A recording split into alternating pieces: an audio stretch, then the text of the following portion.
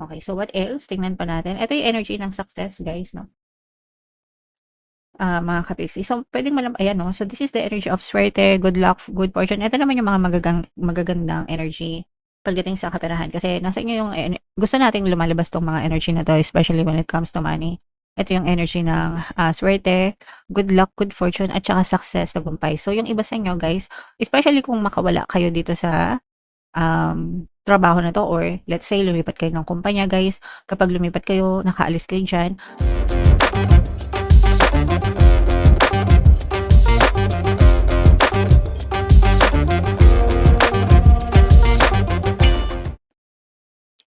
Hello guys, hello Aquarius. Welcome back to Pinoy Pixie Tarot. Ang pamagat ng episode natin for tonight is Money Money Come to Me. Ito yung ating money reading guys para ngayong July para sa Aquarius, Sun, Moon, Rising Sign, and Venus. So, unahin natin tong deck na to guys. Ito yung ating mga money manifesting techniques para sa inyo.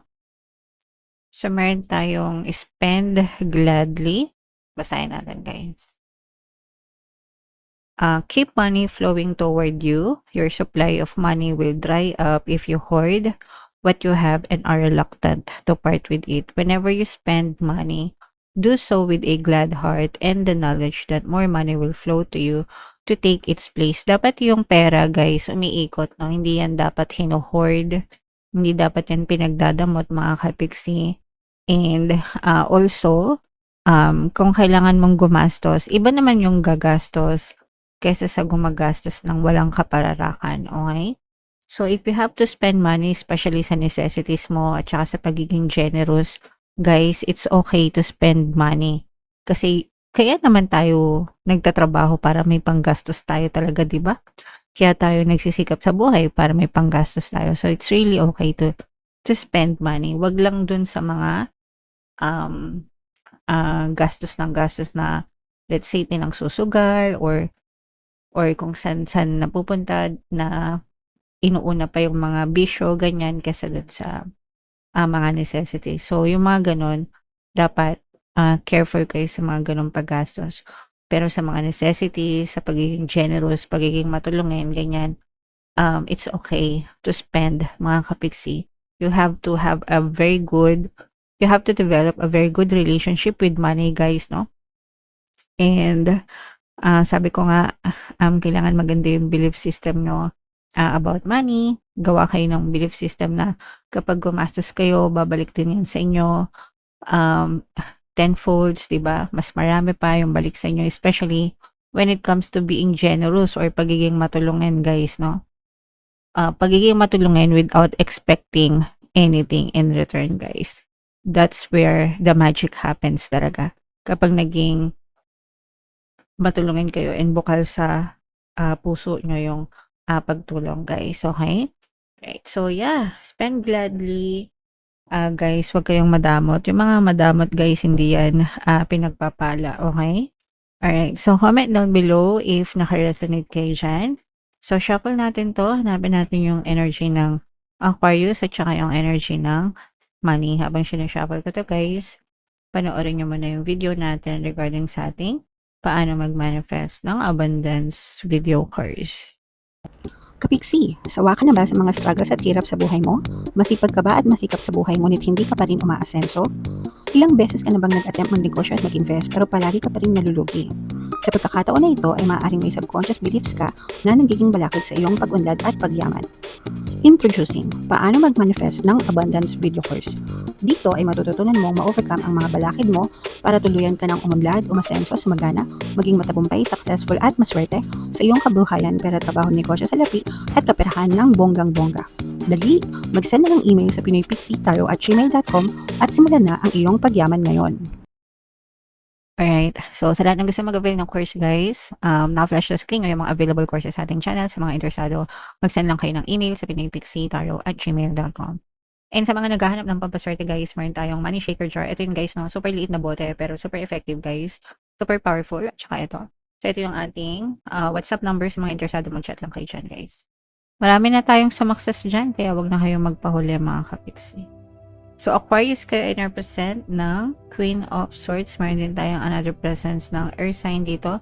Eto guys, this is both negative and positive, pero medyo marami tayong negative dito guys. Kasi yung iba sa inyo, medyo namumroblema kayo sa pera. Yung iba sa inyo, natatrap kayo sa isang sitwasyon, isang toxic na sitwasyon, mga kapiksi. Pwedeng sa trabaho, baka hindi nyo gusto yung trabaho nyo, baka bully yung mga boss nyo, baka stressful yung working environment nyo, mga kapiksi.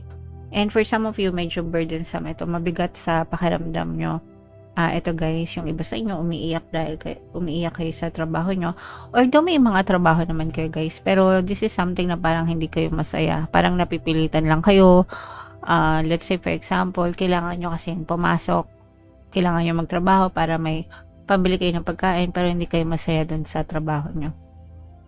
Or baka hindi maganda yung pinagtatrabahuhan nyo, mga kapiksi. So, kung wala kayong malilipatan guys, kailangan nyo tong tiisin, mga kapiksi, kasi isipin nyo na lang, pumasok kayo doon para magtrabaho, para kumita, para sa pamilya nyo, hindi para makipag-friends sa mga katrabaho nyo, mga kapiksi. Ang importante is sumasweldo kayo. Now, if meron kayong chance na lumipat ng trabaho guys, lumipat ng ibang kumpanya, gawin nyo para maprotektahan din yung mental health nyo, mga kapiksi, kasi mahirap din naman talaga na magtrabaho sa isang kumpanya, sa isang workplace na hindi mo kasundo yung mga kasamahan mo. Kasi yung iba, ganun yung nangyayari sa inyo. Parang hindi kayo masaya sa workplace nyo, nabubuli, ganyan, or pwedeng nabibiktima ng harassment, lalo na kung bully yung mga boss or mga kasamahan sa trabaho. So, tiyaga-tiyaga lang, mga kapiksi, kasi for some of you, ganun yung na-experience nyo guys. Okay? And ang maganda naman dito guys is parang naiintindihan naman kayo ng family nyo, or pwedeng ikukwento nyo yung mga kwento nyo sa mga friends nyo or sa family nyo, and parang sila din yung nagbibigay ng lakas ng loob sa inyo. And for some of you, sabi ko nga, parang tinatyaga nyo lang para sa sahod guys. Okay? So again, kung kaya nyong tuisin and deadma lang sa mga tao sa paligid, work lang para sa sahod, go. Pero kung meron kayong chance na lumipat, gawin nyo din para maprotektahan yung inyong peace of mind, mga kapiksi. Alright? Okay, so what else? Tingnan pa natin. Ito yung energy ng success, guys, no? Mga kapiksi. So, pwedeng ayan, no? So, this is the energy of swerte, good luck, good fortune. Ito naman yung mga magagandang energy pagdating sa kaperahan. Kasi nasa inyo yung, gusto nating lumalabas tong mga energy na to, especially when it comes to money. Ito yung energy ng swerte, good luck, good fortune, at saka success, tagumpay. So, yung iba sa inyo, guys, especially kung makawala kayo dito sa trabaho na to, or let's say lumipat kayo ng kumpanya guys, kapag lumipat kayo, nakaalis kayo dyan, suswertehin kayo dun sa susunod na malilipatan nyo, mga kapiksi, and hindi lang kayo basta suswertehin, magiging successful pa kayo guys. Okay? And kung kayo naman ay mga walang problema, let's say ay kapiksi, wala naman akong problema sa trabaho, good for you, no? Kung wala kayong problema sa trabaho, sa workplace, kasi mas lalo kayong suswertehin sa trabaho nyo, sa buhay nyo, sa pinagkakakitaan nyo, and may chance na lalo pa kayong sumakses dyan, mga kapiksi. If meron kayong mga specific goals na sinet for your finances, guys, kung meron kayong mga financial goals, let's say, nag-set kayo ng goal na makaipon kayo ng, I don't know, 5,000, 10,000 per month. Kunwari yun yung goal nyo. Mahihit nyo yung mga goals nyo. Or kung nasa salesman kayo, nag-hit kayo ng mga quota sa mga sales, ganyan. So, kung ano man yung mga financial goals na sinet nyo, may hit nyo yan, mga kapiksi. So, that's a milestone for you, guys. Okay? And sabi ko nga, saswertehin kayo sa pera, lalo na sa mga nagnenegosyo or sa mga independent na kumikita, no? Yung hindi nakarely sa trabaho. So, kunwari, negosyante ka, or nagsa-side hustle ka, or freelancer ka, or nag-aahente ka, ganyan, or project-based ka, yung mga ganun.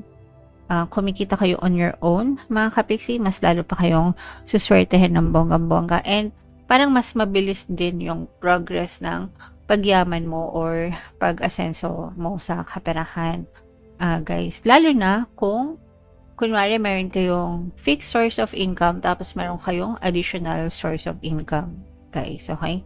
Kasi sa panahon ngayon, hindi na uso yung isa lang yung source of income. Although sa iba, okay lang naman din, mga kapiksi. Pero marami ngayon, guys, no, na meron ng trabaho, tapos meron pa silang additional source of income, mga side hustles.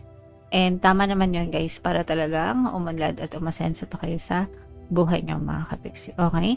So, ito, guys, i-claim nyo na to, guys, sa comment section. I-mind nyo na to mga swerte, good luck, good fortune, mga success, progress sa buhay. Kasi yan talaga yung mga magagandang energy na nakita natin para sa inyo. Okay? So, bunot lang tayo ng isa pang additional na message para sa inyo, Aquarius.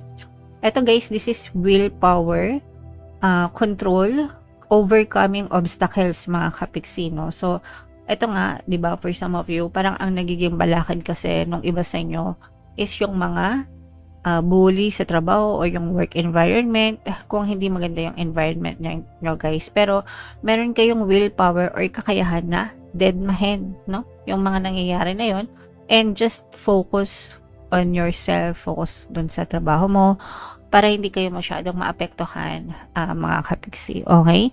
And yung iba naman, guys, kung wala kayong mga ganong kasing problema, just focus on yourself, guys, no? You are in control of your life. You can be, do, and have anything that you want, mga kapiksi. Kung gusto mo swertehin, saswertehin ka. Kung gusto mong malasin, mamalasin ka. It all depends on you kung saan nakafocus yung attention mo, yung energy mo, mga kapiksi. Okay? Alright, so yeah. Comment down below if naka-resonate kayo dyan, and yung mga magaganda, guys, i-mind nyo na sa comment section. For more tarot readings, ito yung playlist nyo. Ito naman yung ating success stories ng paano mag-manifest ng abundance video cards. Panoorin nyo itong video natin, guys, about money shaker jars. Thank you for liking, sharing, and subscribing. See you next time. I love you all, guys. Have a nice day. Bye-bye.